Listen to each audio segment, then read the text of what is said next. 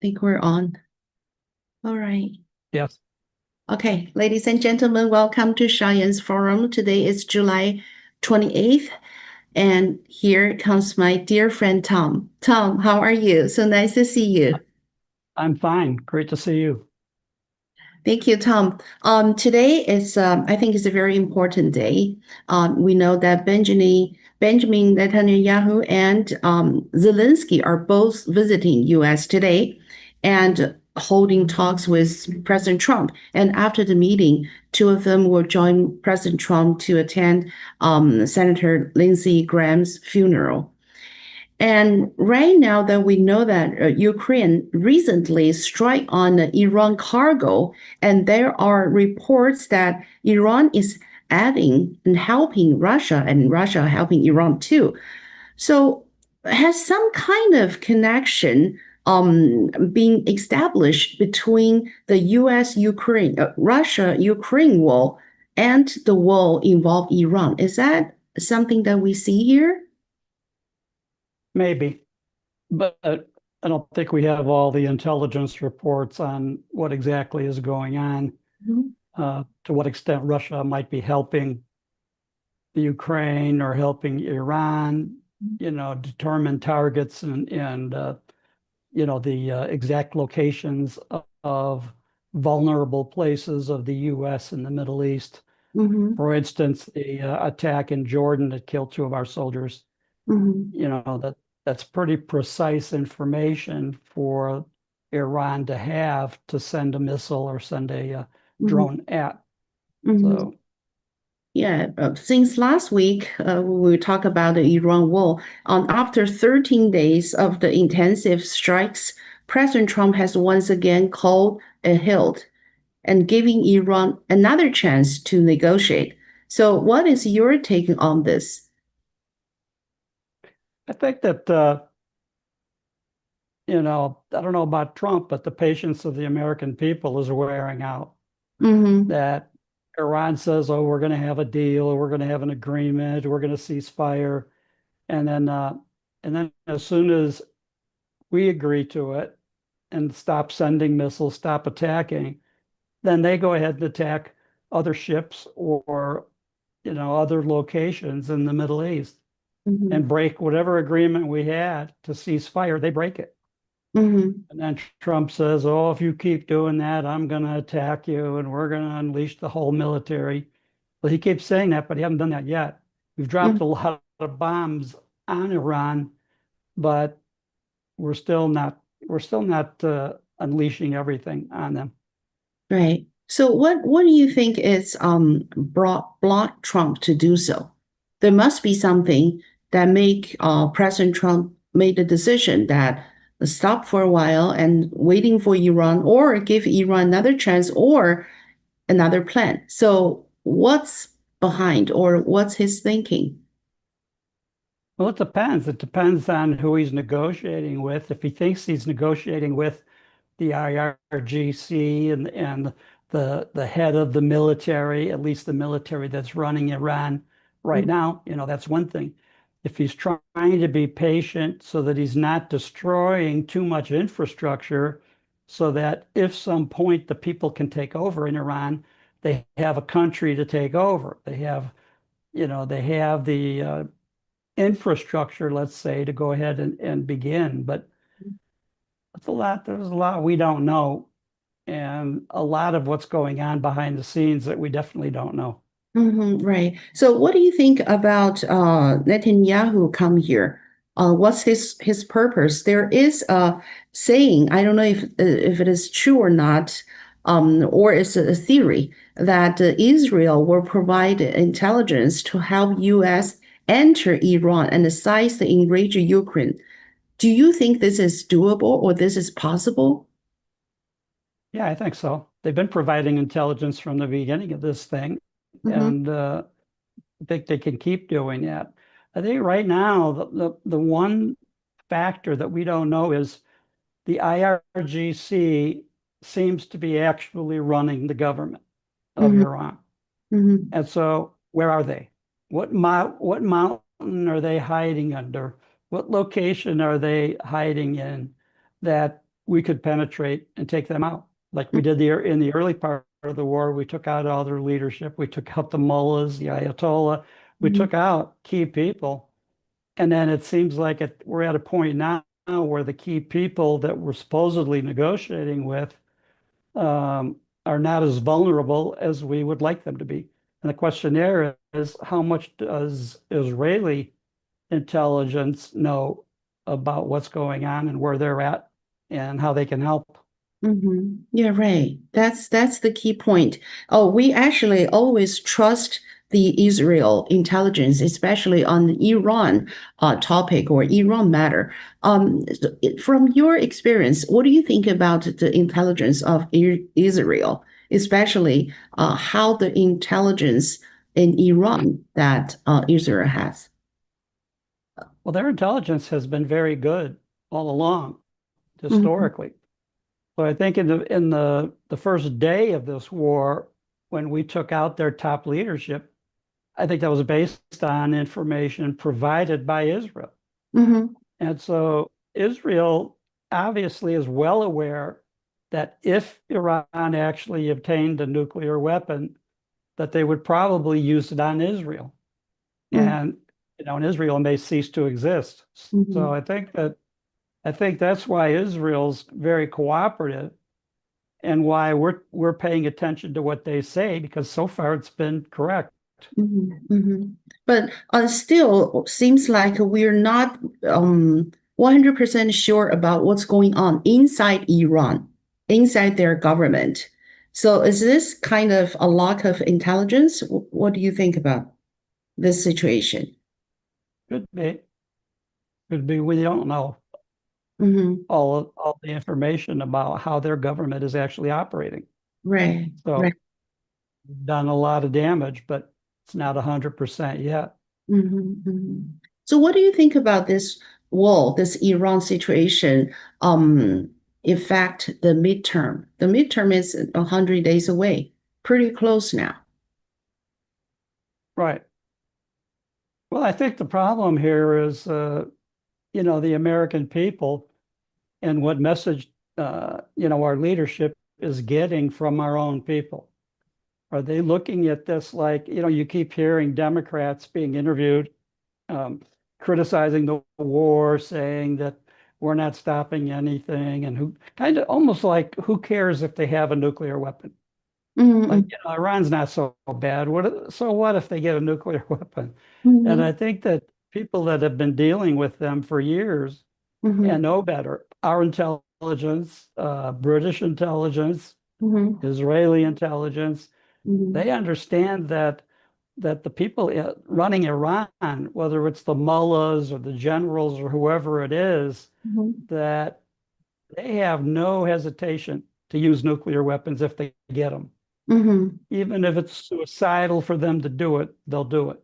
And Hmm. I think that's where the problem comes in, is that we have to make sure they can't do it. Hmm.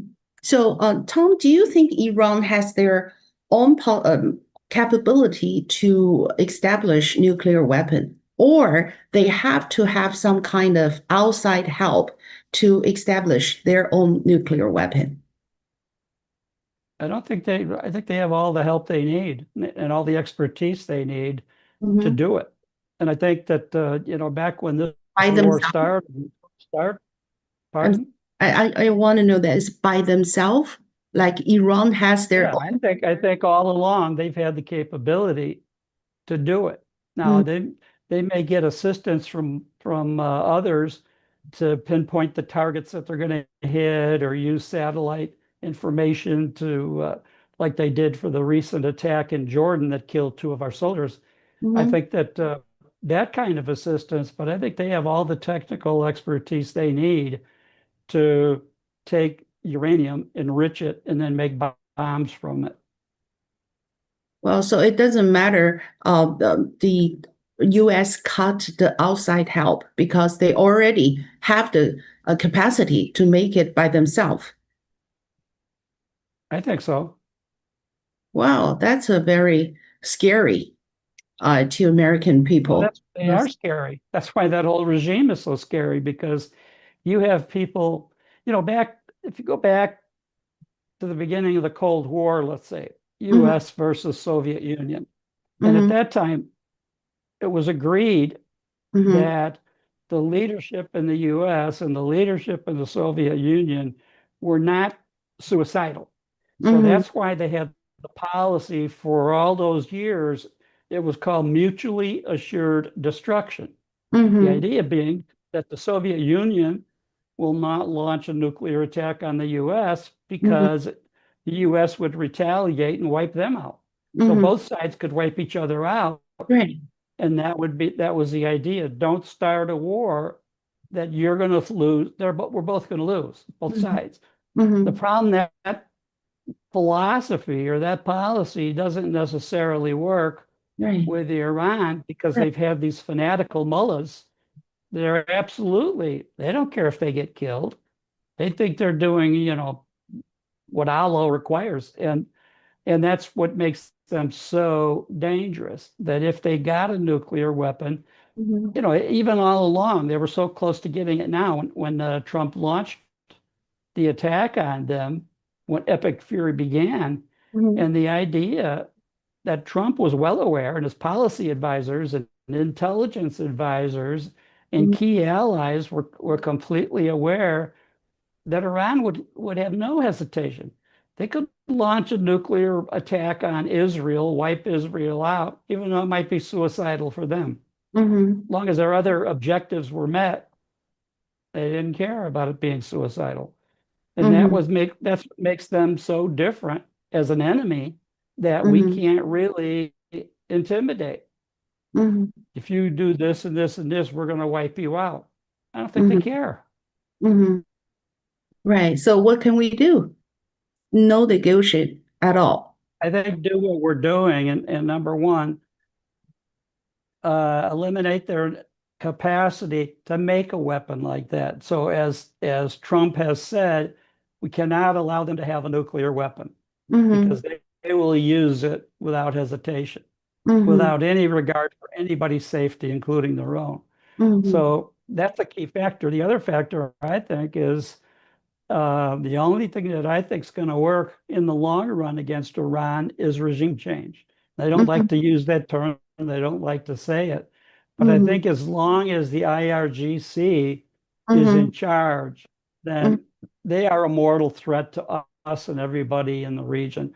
Mm-hmm. So the only thing we can do is what we've done from the beginning is figure out where they're at and take them Mm-hmm. out. Mm-hmm. Mm-hmm. Seems like it's not a easy job. We've been involved with Iran for right now 5 months Yeah. already. Yeah, so time flies, and it's not an easy take.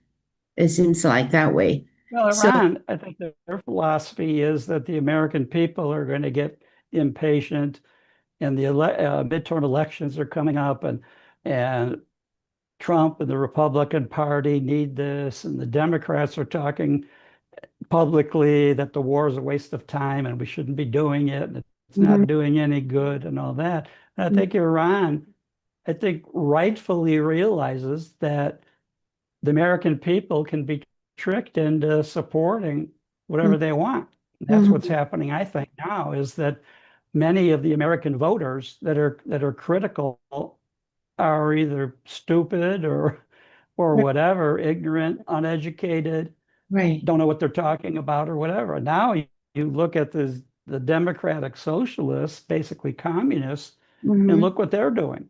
mhm, They're not only not supporting the United States. It's one thing when you don't have the complete support of your people. It's another thing when critical members of the opposition don't care if the U.S. even they want to eliminate the United States. mhm. So as long as that exists, we have a serious problem.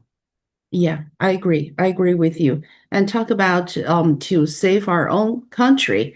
The SAFE Act seems face a huge difficulty. Um, John Thune has made it clear that he will not allow the Safe American Act to pass.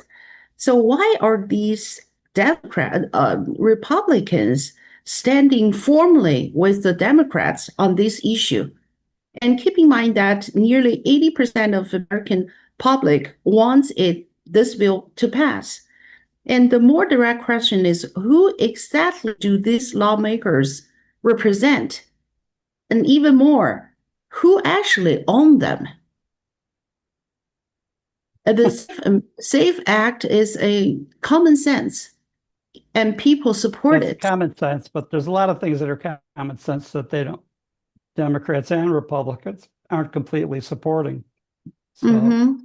So for this one, why they just try to block it is very clear to me, at least, or some other people, that John Thune is trying to block this act. He worked so hard to try to block the SAFE Act, which the Republic people just supported over 90%. So why he's I doing think that? what they have shown over and over that both parties don't care what the people think. They're willing to completely ignore what 80 or 90% of Americans believe and just figure too bad. We're not gonna do what you want us to do. We're not gonna pass this act. So I don't know. I don't know how long that's going to keep up. Mm-hmm. And the longer it goes, the harder it is. Right. And even it's midterm, that they seems like they don't care they lost their position. Even though they Yeah. will lost the position, they will not have the Safe American Act pass. I personally, I just don't understand why, unless he is his selection, or he still some votes to get to this position. Otherwise, why he blocked this Safe Act? So is there any way to try to save the midterm election if the Safe American Act cannot pass? Well, I think that, the answer to this is going to be that the politicians, including Republicans that are blocking it, have to feel vulnerable. They have to get to a point where the American people are not only in support of it, but they're going to take out the people that don't support it, and try to primary them or do something in the midterm to hurt them Mm-hmm. if they don't support this. Mm-hmm. So I think it's still an ongoing battle Right, politically, and I think it'll continue. right. And is there anything that President Trump can do? Have some executive order or something like that? Now, because if he issues so what? Then they'll get judges, Democratic judges, to overrule his order, and so they really need the act to pass. They need this to be a political act supported by Congress to have this be in effect. So just merely the president issuing orders, that's not enough. Wow. Well, I personally call John Thune's office 3 times already. And I just demand the answer why you don't want to pass this Safe American Act. I know that he will not return my call, but this is the voice, the people's voice. He need to listen, or even he knows that people over 80% of people support this, and he still don't want this passed. So so who owns them? I don't think it's the people owns them. It's the voter owns them. Some other force owns these people. And this is like, um, this is a destroy, a very clearly destroy of this country in front of our eyes. Right. Yeah. So, and also the other thing is about Dr. Fauci. These couple of days, his diary has been leaked and proving that he has told serious lies about major issues related to the COVID-19 pandemic, such as its origin, vaccine infection, and mortality rates. And tomorrow he will appear before Congress to face questions once again. Um, did you heard something about that, about Fauci's diary? Yeah, Senator Rand Paul has Right. been releasing parts of his diary, Mm-hmm. and how he got a hold of the diary, I don't know, but it's very serious against Fauci. And I Right. think that Fauci, everybody thinks he's been such a hero and such a saint, and the first time I saw him on television during the COVID, when he was still part of the White House team or whatever, I Right. thought this guy's a liar. Mm-hmm. He's no good, Mm-hmm. and I hope he goes to jail. And Mm-hmm. now the amount of money that he has made over this whole thing is unbelievable. Is Mm-hmm. tremendous. He has the highest pension. A lot of people don't realize, federal government salaries are fixed at certain levels. Right. So there's a GS 10 or 11 or 12 or senior executive service. But the medical doctors that work for some of these agencies are exempt from that. So Mm-hmm. they can make, for instance, an anesthesiologist in Manhattan working for the Veterans Administration, they can make $500,000 a year. Mm-hmm. They're completely exempted from that. And that's where Fauci's at. He's Mm-hmm. made millions and millions of dollars salary and now later pension Mm-hmm. and then side deals, who know all of the side deals as he has been engaged in. So I just think, you know, I think from day one he should have gone to jail. Right. Right. I agree. And so now the question is, can Biden's pardon really allowed him to escape the legal consequences? Good question. And I think that right now, the pardon, the methodology of the pardons has not been examined closely enough by the Supreme Court or anybody else to say whether that's valid, Mm-hmm. because you don't know exactly who issued the part or who issued the machine to issue the pardon, Right. Right. and what if anything Biden knew about it, because Mm-hmm. hundreds and hundreds of pardons were issued. Mm-hmm. Who did that? Mm-hmm. Staffers in the White House, low-level staffers. Who Mm-hmm. knows? Mm-hmm. And once it was done, does that make it completely legal?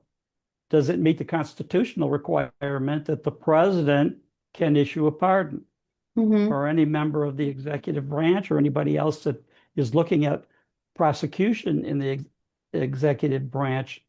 So I think that's another question not answered yet. Mm-hmm. Right. Right. And I agree with you that Fauci's problem is not only limited to the COVID-19 pandemic.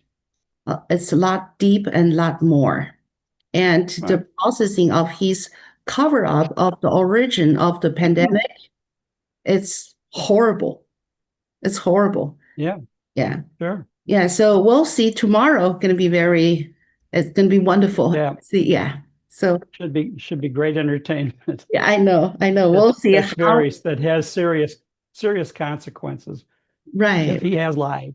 And they look at it now that, well, he's 80 years old and the poor guy, and Biden with the power. We'll see. We'll see if all that protects him. Mm-hmm. We'll see that.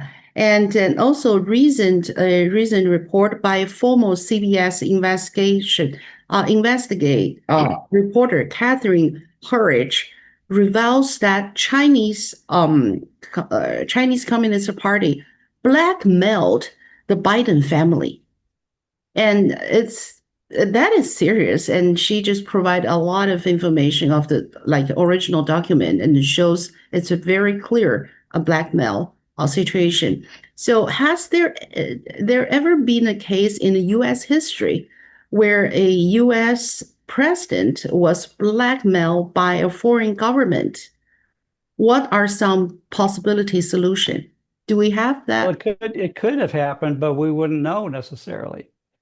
Okay. The president has so much power and so much discretionary decision-making ability that if he gets threatened by the Chinese or anybody else and goes along with them or Mm-hmm. does what they want them to do, Mm-hmm. how do we know? Unless there's more information come out. Mm-hmm. Now, to be honest, Catherine Herridge is one of the best reporters Yeah, in Washington. sure. And, she's in a league of her own. Mm-hmm. Her and Miranda Devine and a couple of others are just fantastic. Right. So I think if she has some information to be able to prove that, Mm-hmm. you know, great. The problem is you're trying to prove that somebody as feeble-minded as Biden could be intimidated. Who knows?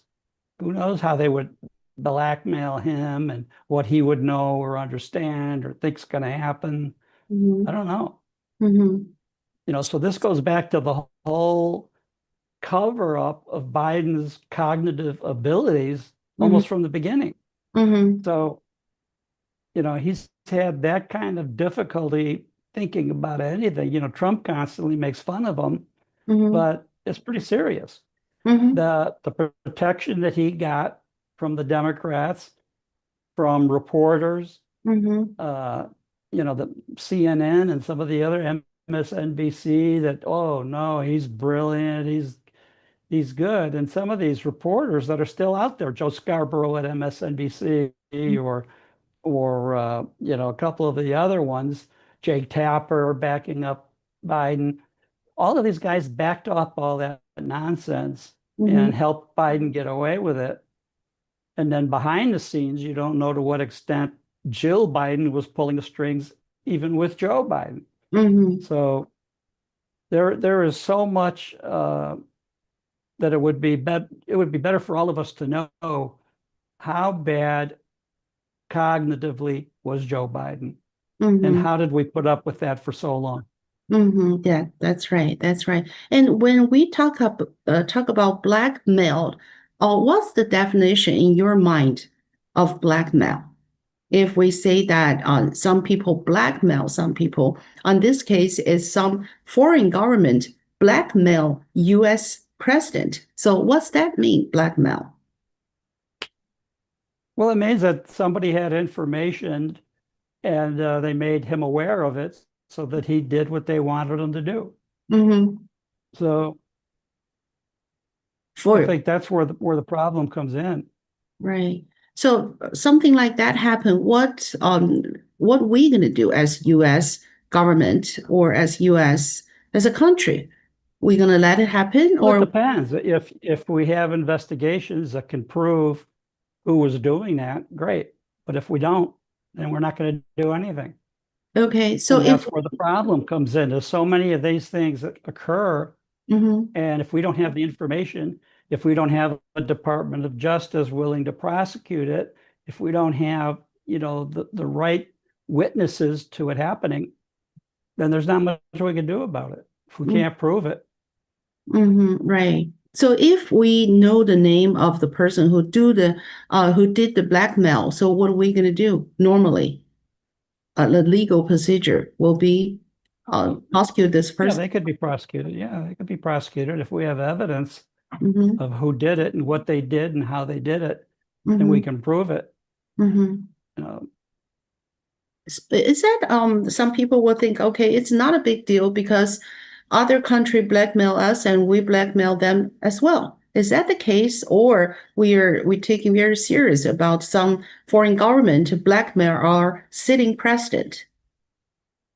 well, they try to, but it doesn't mean that always works or they're successful or the information that they have is so powerful that they would succeed in getting the person they're blackmailing to do what they want them to do.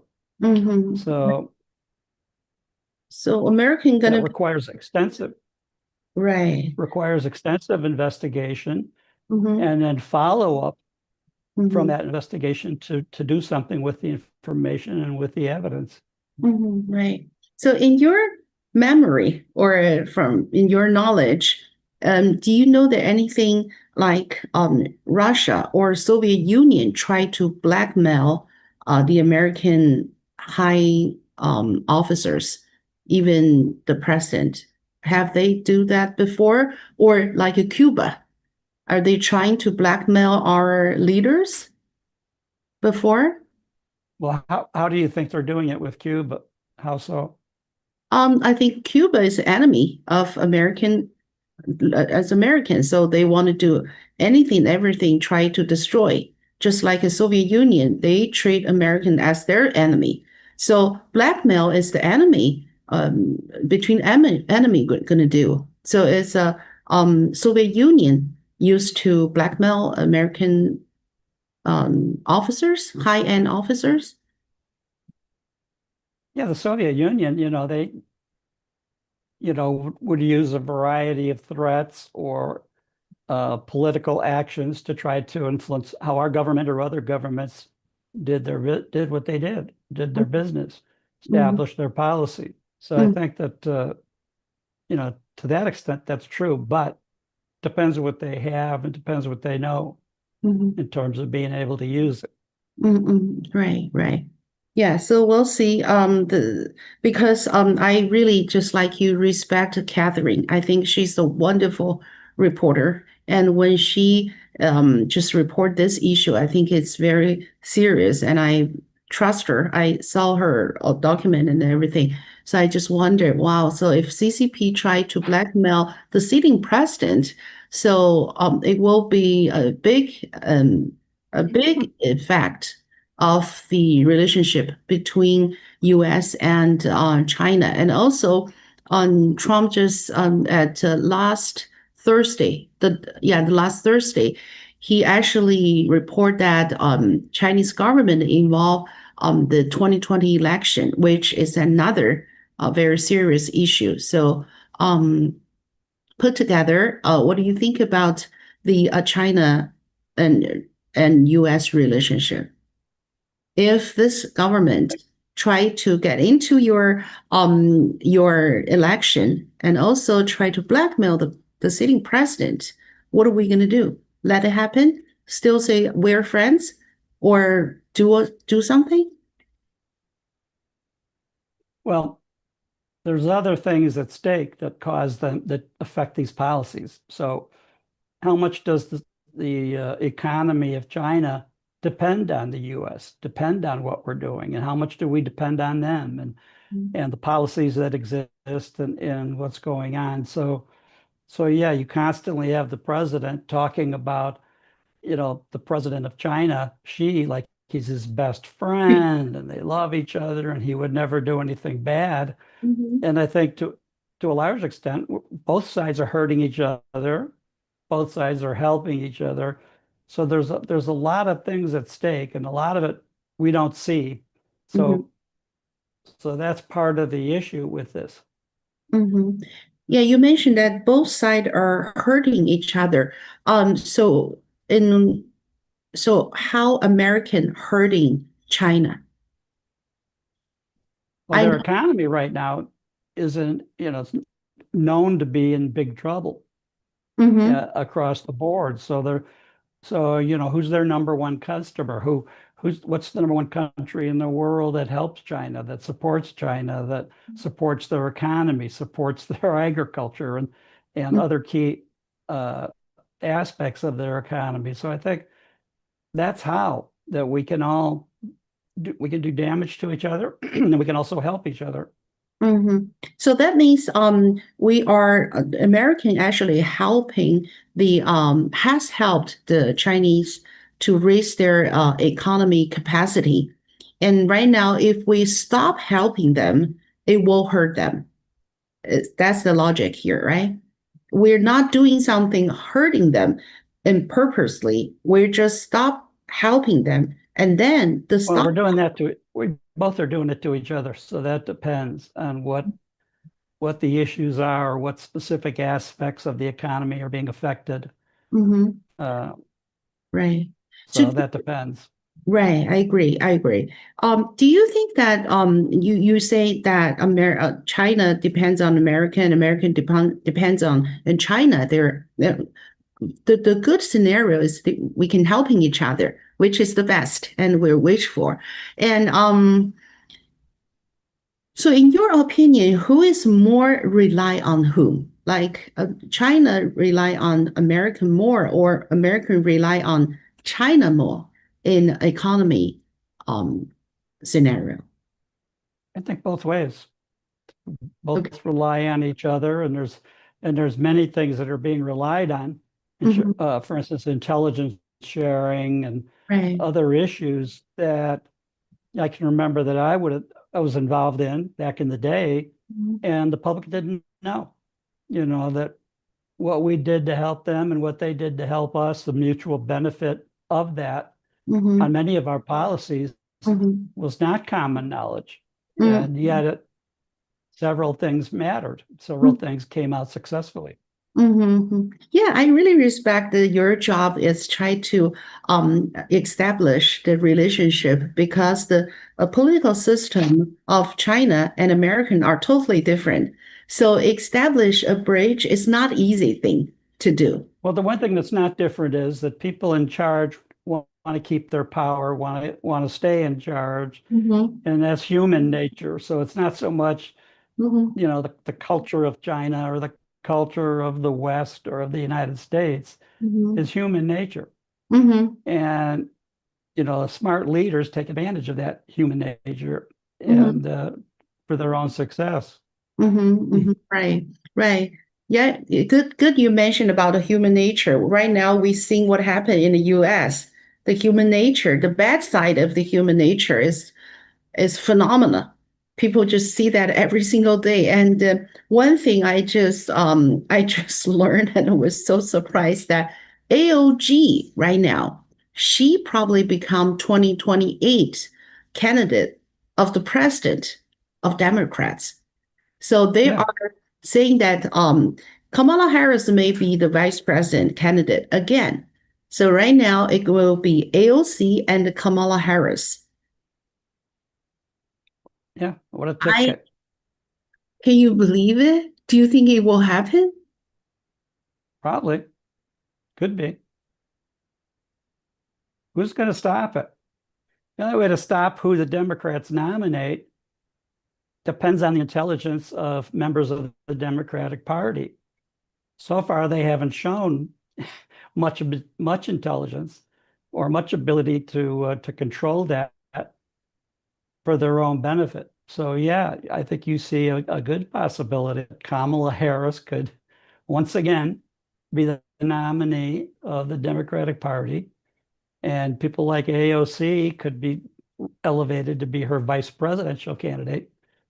Look at the moron she picked. She didn't do any worse than the governor of Minnesota that she picked last time. Oh my So gosh. she picked that moron to be a vice president in her cabinet. And so what's to stop her from AOC or one of the other liberals or social democrats or any of that we hear about in the Democratic Party? Mm-hmm. And right now, I heard some people from New York City really regrets that they vote for Mamadani, and Mamadani has not solved any problem. None, Nope, none. none. It's getting worse. So I think it's a big lesson to people who really vote for him. The socialism will get you nothing. How are they going to learn that lesson? It's Because so obvious, right? it'll take longer for him to do the kind of damage that everybody will see. You look at how stupid the voters are to elect him. I know. And the way things are going right now, I don't know they regret it. I don't know that they don't, because look at the people that are on his side, these other communists that are passing in all of these primaries. How's Mhm. that happening? Right, right. Just like President Trump said that our biggest enemy right now in America is the communist. We need That's to right. fight for that. So you agree with that, right? Oh, absolutely. Yeah. And also But when this you goes back, this issue goes back 100 years. The right. communists trying to take over. This is not just the last 2, 3 years. Mm-hmm. This goes back to during the time of Woodrow Wilson, 100+ years ago. Mm-hmm. Right. So what do you have confidence that we're gonna win the war to communist this time? No, could Really? happen. The people that do this are so stupid and so selfish. And the things they're saying, I saw Shannon Bream from Fox interviewing one of the social democrats, this woman who Mm-hmm. was saying she wants to abolish having a president, having Congress, having the Senate, having all these things, close the prison. defund the police, all of that. And she was saying that on national television yesterday, Sunday. So, Serious? She's really saying that? yeah, absolutely. Whoa. And so you have this stupid woman, politician in New York saying this stuff and being asked to clarify it by Shan Breen, who's an attorney and she's brilliant in her own regard. And this woman just, yeah, we can eliminate jail, we can eliminate the police, we can eliminate everything. Senate, the House, the Congress, the Constitution. We don't need any of that. Based on what? Based on her extreme brilliance, that she thinks we don't need any of those things. Now that's the problem is she says these things out loud. How many people go along with, what, she might be right. I think I'm going to vote for her or whoever she supports because she sounds pretty intelligent to me. Wow. That's really scary. Because once Yeah. someone say that loudly, which I think is so stupid and nonsense at Yep. all, but some people think, well, it's maybe a good idea. And this is the danger of the society. Yeah, Wow. exactly. Yeah. So, okay. So what can we do? I think I good. think you can do is hopefully have people, at the national level, at the local level, that can say out loud the opposite, that stuff's a lie. It's not true. It's Mm-hmm, never worked in any other country in the world mm-hmm, in the past, for thousands of years, much less mm-hmm, since the 19th century when Karl Marx, you know, put out the Communist Manifesto and all of that.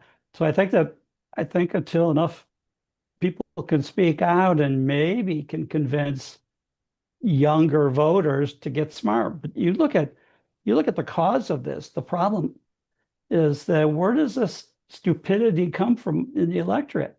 You mm-hmm, have our education system has become terrible. People mm-hmm, don't know one county or city or country from another because mm-hmm, they don't learn it in school anymore. They mm-hmm, don't learn about our political systems or what's the definition of capitalism, free market economy, or socialism, and any of those issues. So we have so many stupid people mm-hmm. that get to vote. Yeah, That's the problem.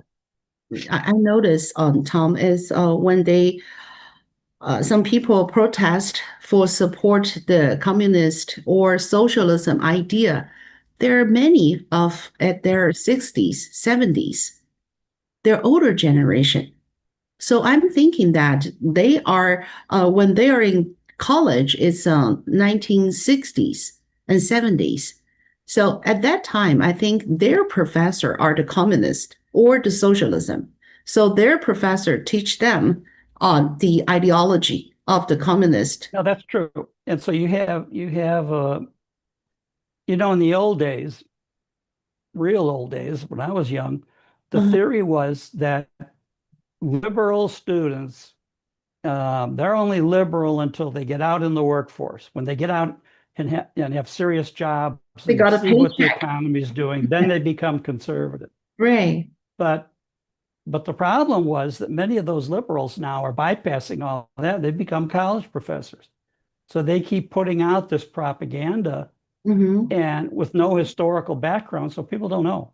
They don't know the history of social Mm-hmm. development or the way these governments operate, socialistic governments, Mm-hmm. and they just don't know. They don't know what's happened. The people in countries that have experienced it, that experienced the takeover, like Cuba, like Mm-hmm. Venezuela, like Mm-hmm. some of these countries, Mm-hmm. once the takeover has happened, they're like, oh my God, look what's happened to our country. Look what's Mm-hmm. happened to everything. Right. And this is evil. And they can come preach that it's evil. Or Mm-hmm. people in Cuba risking their lives on small boats to Right. travel the 96 miles across it's still ocean that they're traveling across to Right. get to Florida, to get into the United States. Right. And they know because They, They grew up yeah, learning the right. consequences of these governments. Mm-hmm. Like Marco Rubio's family, you hear him talk about that because Mm-hmm. they escaped that. Mm-hmm. And so that's where the problem comes in, is that you don't have that many people that have come here that understand the ramifications of having your country become a socialist country. Great. And Tom, you are just so special because you were born here. You're raised up here. You don't have experience about a communist country, but you know them so good, so well. So what Well, did? part of that's from